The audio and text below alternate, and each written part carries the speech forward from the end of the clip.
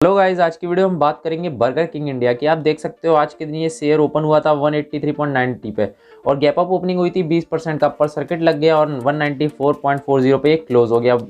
जो ये शेयर अपना हाई ले चुका था वो 940 पे ही ले चुका था और उसके बाद ये शेयर क्लोज हो गया था। मतलब क्लोज नहीं हुआ था, मतलब इसके बाद इसमें मूवमेंट होना रुक गया था। और जैसा कि आप जानते हो कि ना इसका जो कॉम्पिटिटर है, अगर हम बर्गर किंग की बात करें, हम सोच रहे हैं अगर हम पोजीशन बनाने के लिए तो हमें कुछ कुछ पैरामीटर्स, क्योंकि इतना डाटा भी है नहीं, अगर हम चार्ट एनालिसिस कर सकें वो भी हम कर नहीं सकते। बाकी जो भी डाटा है उसमें हमें पता है कि अभी ये कंपनी है अपने टारगेट 2024 तक ये अपने टारगेट को कंप्लीट करना चाहती है 700 रेस्टोरेंट्स का। 2024 से 700 रेस्टोरेंट्स अपने खोलना चाहती है, तो उसमें अभी ये अपना पैसा खर्च कर रही है। अपना ये अभी लॉस में कंपनी है। बट आप सोचिए कि कोई भी कंपनी अगर लॉस में है तो वो प्रॉफिट में काम क्यों कर रही है? वो प्रॉफिट में आने के लिए कर रही है ना, कुछ कमाने के लिए कर रही है, गंवाने के लिए तो कर नहीं रही। बट इनका मेन टारगेट अभी 700 रेस्टोरेंट खोलने का है। उसके बाद अपने टारगेट को अचीव करने के बाद ये प्रॉफिट कमाने पे ध्यान देंगे पूरा पूरा। तो आप सोचिए ये आपको शेयर कहाँ से कहाँ पहुँचते हुए दिखने को मिलेगा। और सेकंड चीज़ आप देख सकते हो कि हम अगर बात करें कि इसका कॉम्पिटिटर कौन है, तो इसका कॉम्पिटिटर है जुबिलेंट्स फूड वर्क्स। मतलब मैकडोनल्ड्स। अगर हम किसी भी अगर आप पार्टी में जाते हो तो आप क्या खाने की सोचते हो? आपको मन में दो ही चीज़ आती है। अगर आप फास्ट फूड में सोचोगे तो वैसे ही अगर फ्रेंड्स के साथ आप गए हो या फिर कहीं हाई क्लास आप कुछ खाना चाहते हो फास्ट फूड में, आपके मन में दो ही चीज़ आएंगी, या चलो पिज़्ज़ा खा लेते हैं या फिर बर्गर खा लेते हैं।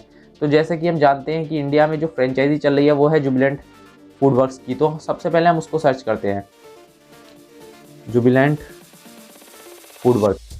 आप देख सकते हो मैक्सिमम इसका चार्ट पैटर्न अगर आप देखोगे तो इस कंपनी की जो लिस्टिंग प्राइस थी वो 11 फेब 2010 को हुई थी 115.48 में। इसमें लिस्टिंग गेन नहीं मिला था, बल्कि इसमें लॉस हुआ था, लिस्टिंग लॉस। ये जो इसका जो आईपीओ निकला था उसकी जो प्राइस थी वो 132 के आसपास थी, 132 के आसपास उस समय। 11 फेब 2010 मतलब 2010 की बात है। उस समय इसके आईपीओ की प्राइस 132 थी और जिसने लिस्टिंग 115 की दी। तो आप समझ सकते हो कि ये ना 115। अब आपको ये नंबर आपको थोड़ा बहुत जाना पहचाना लग रहा होगा कि ये 115 नंबर, अगर आप है ना लिस्टिंग प्राइस देखोगे अपने बर्गर किंग का, तब आपको वही ये नंबर मिलेगा 1112 या 1115। यही नंबर आपको लिस्टिंग प्राइस में मिलेगा बर्गर किंग के। तो कहीं ना कहीं मतलब इसका कोई सेंस नहीं है, मैं जानता हूँ, बट आप इस चीज़ को देखिए कि उस समय पॉपुलेशन थी हमारी कुछ अगर हम पॉपुलेशन भी सर्च करें तो पॉपुलेशन हमारी 26 करोड़ या 27 करोड़ से इंक्रीज़ हो गई है 2010 से 2020 तक। पॉपुलेशन भी इंक्रीज़ हो गई है क्योंकि हम पे डाटा तो है नहीं। तो हम एफएमजीजी एक ऐसा सेक्टर है, एफएमसीजी एक ऐसा सेक्टर है, हम उस पर अनुमान लगा सकते हैं कि यार जितनी ज़्यादा पॉपुलेशन होगी और जितना नाम होगा। ऐसा नहीं है कि बर्गर किंग का नाम नहीं है। अगर आप सोचो कि है ना बर्गर किंग का कोई नाम नहीं है, ऐसा नहीं है। अगर हम हमारे मन में पिज़्ज़ा के बाद अगर बर्गर खाने का मन करता है तो हमारे दिमाग में एक ही कंपनी आती है जो कि है बर्गर किंग। तो सिंपल है कि बर्गर किंग ने हमारे दिमाग में छाप तो छोड़ रखी है कि हाँ कहीं ना कहीं अगर हमें बर्गर खाने का मन करता है तो हम सोचते हैं बर्गर किंग से ही खाएंगे। और यहाँ पे आप देखिए इसकी कंसिस्टेंट ग्रोथ दिखिए। यहाँ पे आपको अप डाउन तो दिखता ही है, यहाँ पे थोड़ा सा अप डाउन दिखा, फिर मतलब आप देख सकते हो कि जो एफएमसीजी सेक्टर होते हैं उनकी जो ग्रोथ होती है वो उनकी डिमांड के संग, जैसा जैसा उनका अगर फूड अच्छा है तो उनकी डिमांड इंक्रीज होती ही जाएगी। और मार्केट कैप को इंक्रीज करने के लिए इसलिए उन्होंने वो टारगेट रखा है कि सामने से कोई दूसरा बंदा ना आ पाए जो उनके कह सकते हैं ना फील्ड को या फिर उनकी जो कस्टमर बेस को जो वो तैयार कर रहे हैं 700 रेस्टोरेंट खोलने के बाद। मतलब सात उनका टारगेट ये है कि हम मार्केट कैप इतना कर लें कि कोई भी आए तो हम मार्केट कैप इतना कर लें कि कोई भी दूसरा अगर कोई बर्गर लेकर आता है तो वो इतनी जगह ना बना पाए। हम इसलिए उनका टारगेट है, उन्हें पता है कि ऐसे एफएमसीजी सेक्टर में बहुत कुछ स्कोप है। अगर मैं आपसे भी बोलूं कि ना आप अगर मोमोज की ठेली लगा लो तो आपकी गारंटी चांस है कि आपके कस्टमर आपको मिल जाएंगे मोमोज खाने के लिए भी। मतलब इतनी चीज़ें पॉपुलर होती हैं। और जैसे जैसे हम जानते हैं फास्ट फूड का कितना इंक्रीजली क्रेज इंक्रीज हो रहा है बच्चों के मन में, और सभी के, मतलब बच्चों के ही नहीं। तो हम इस चीज़ को सोचते हुए बर्गर किंग में लॉन्ग टर्म के लिए इन्वेस्टमेंट कर सकते हैं। और सबसे पहली चीज़ जो मेरे दिमाग में आ रही है वो है 700 रेस्टोरेंट खोलने का इनका टारगेट है। अभी कंपनी लॉस में चल रही है बट कंपनी लगातार रेस्टोरेंट खोले जा रही है क्योंकि उसे पता है कि उसको प्रॉफिट तो करना ही है। मतलब ये लंबे रेस के घोड़े कह सकते हो, अभी लंबी रेस के घोड़े हैं।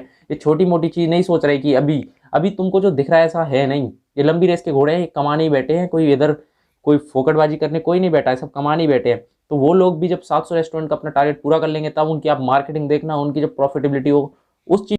तो गाइज मैं तो आपको यही सजेस्ट करना चाहूंगा, अगर आप लॉन्ग टर्म के लिए जगह बनाने की सोच रहे हो तो आप बना सकते हो। क्योंकि अभी जिस तरीके से भाग रहा है इसमें करेक्शन तो आपको देखने को जरूर मिलेगा। कहीं ना कहीं ये शेयर आपको अप डाउन तो थोड़ा दिखाएगा ही। अभी तो सिर्फ अप ही अप दिखा रहा है, डाउन तो दिखा ही नहीं रहा।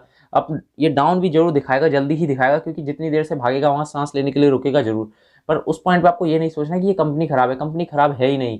कंपनी की अभी हम कह सकते हैं कि बैलेंस शीट स्ट्रॉन्ग नहीं है, बट जब बैलेंस शीट स्ट्रॉन्ग हो जाएगी ना, और अगर आप इन्वेस्टमेंट करने की सोच रहे हो तो एक लॉन्ग टर्म के हिसाब से अगर आप सोच के चलोगे, सारे पैरामीटर्स को, इनके तरीके को, काम करने के तरीके को, इसके नाम को, इसके ब्रांड को अगर पहचानोगे, इसकी क्वालिटी को पहचानोगे, जो कि इतने चीप प्राइस में आपको ये बर्गर प्रोवाइड करता है, और इंडिया जैसे सेक्टर में, मतलब इंडिया में आप जानते ही हो कि लोग खाना तो चीज़ पसंद करते ही हैं, साथ में वो प्राइस से भी काफ़ी ज़्यादा जुड़े हुए हैं।